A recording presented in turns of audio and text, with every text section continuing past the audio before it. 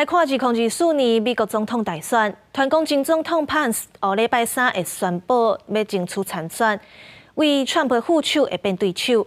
不过民调显示，潘斯支持度输川普53%，想要选总统恐惊着爱真拼。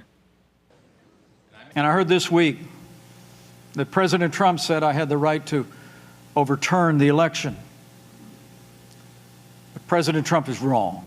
我拼命挺 Trump 的美国前副总统 Pence， 自从拒绝听 Trump 的指示，推翻2020年的总统大选结果了后，两个人的关系是愈来愈歹。即摆伊要正式行家己的路。路透社因知情人士的讲话指出 ，Pence 是暗算伫即个月初7，就会伫爱荷华州的首府迪蒙宣布参选2024。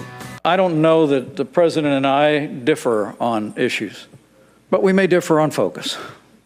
Pence 捌做印第安纳州的州长，嘛做过众议院共和党的头人，伊延续真侪 Trump 的政策，但是甲家己讲作是稳重，而且以共识为导向的替代人选。过去几个月，伊全美国各地大型教堂拢走透透，但是上新的民调显示 ，Pence 目前的支持度是无够4%，和 Trump 53%比起来是差真侪。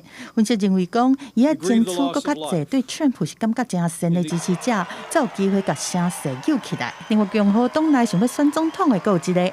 We need to get our economy growing again at 4% or greater, and the reason we do is because we have to make this once again the country my mother and father told me it was.